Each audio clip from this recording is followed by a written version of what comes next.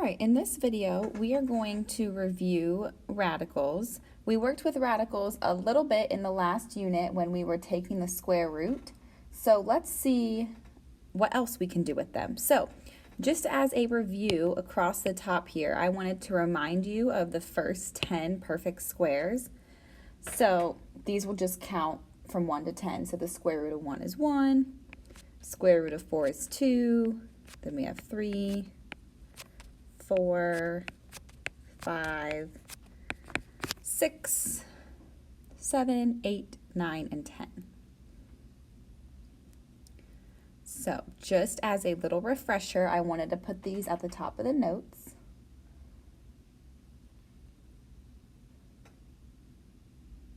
All right. The next thing we're going to talk about is simplifying radicals. So when you simplify radicals, your goal is to divide out the largest perfect square. Divide out the largest perfect square. So, of course, if you look at it and it is a perfect square, you will just write what the answer is. So for the first one, the square root of 36, well, that's just 6. So we can cross that off, and then our answer is just 6. But some of these, we will not be able to just get one straight answer. So for for radical 24, what is the largest perfect square that we can divide out of 24? We never use 1. So could I do 24 divided by 4? Yes. Let's see if there's a bigger one. Could I do 24 divided by 9? No. 24 divided by 16? No. And then once I'm over 24, I stop. So my winner for this one is I can divide out a radical 4. So I like to make a little tree, it kind of looks like, with my branches. So I call this a radical tree. So I take out a radical 4. So 4 times what would get me back to 24? 4 times 6. Remember, your goal here is that one of the radicals has to be a perfect square. So to write your final answer, the square root of 4 is just 2. The radical 6 stays there. And then that is your final answer. Okay? All right, for the next one. Now we have a number out in front. So ignore the 3 for a second. Let's make our radical tree with the 50. What is the biggest perfect square I can divide out of 50? If you don't know, take your calculator. Do 50 divided by 4. 50 divided by 9. 50 divided by 16. 50 divided by 25. That will work. So 25 times 2 is going to be what we're going to use, because 25 is a perfect square, and 25 times 2 gets us to 50. Okay, so the square root of 25 is 5, but when we have a number out in front, you need to multiply the number out in front times this other number. So we made this a 5, we have a 3 out in front, 3 times 5 is 15, and then your radical 2 stays. So my final answer is 15 radical 2. All right, one more. We're going to ignore the 5. Let's make a tree with 32. Now, this one is tricky because 4 can divide out of 32, but there's actually a bigger perfect square that works. 16 can divide out of 32. So a lot of this, we have to make sure we know our multiplication facts.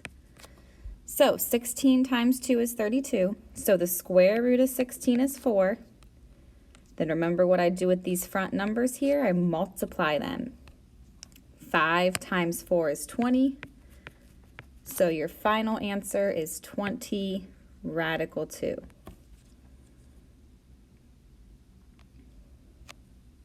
All right.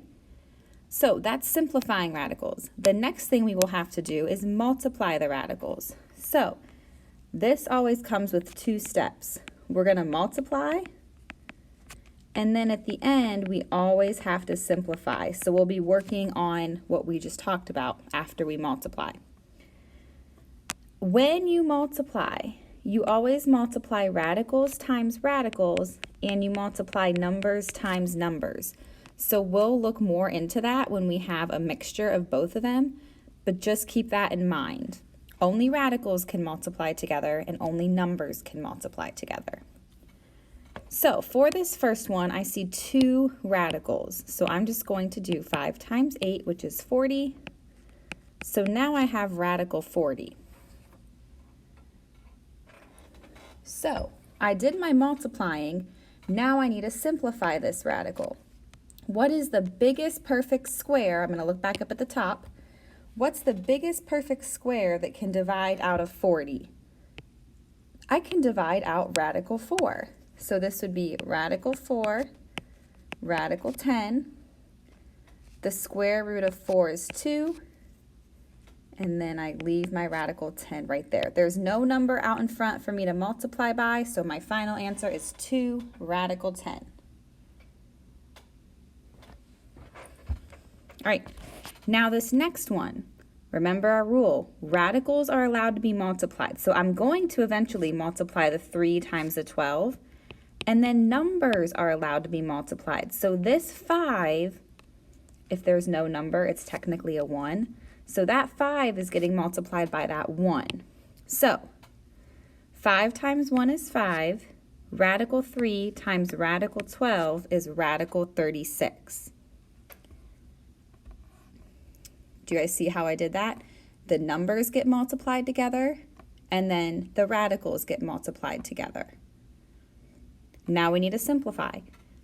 Before we start thinking of what can divide out of this radical 36, always make sure if it's a perfect square, just write what the answer is. So let's look up here. Radical 36 is a perfect square. So this just completely goes away to 6. And do you guys remember what we do with these numbers? We multiply them. So 5 times 6 gives us a final answer of 30. All right, one more. Remember, number times number, radical times radical. So my numbers are 3 times 5. My radicals are 2 times 10. So 3 times 5 is 15. Under my radical, 2 times 10 is 20. Now what do I have to do? I need to simplify that radical. So I can take a radical 4 out of 20. So I have a radical 4 times a radical 5. Now the square root of 4 is 2. Do not forget about your 15. We need to do 15 times 2. So that's 30, and then I still have my radical 5 there. So your final answer is 30 radical 5.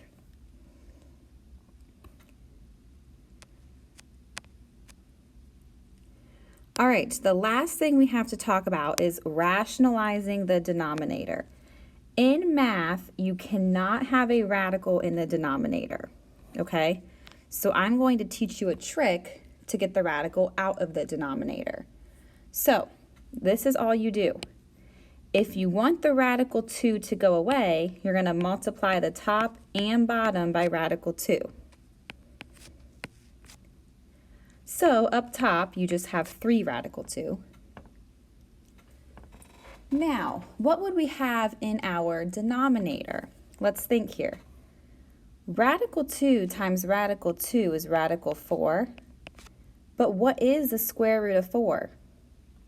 It's just 2.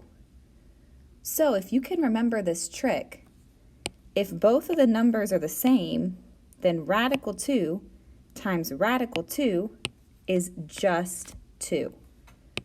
If you cannot remember that, then you can go through the whole thinking of, okay, it would be radical 4, and I know the square root of 4 is 2. Either way is fine, but sometimes students like to memorize that trick.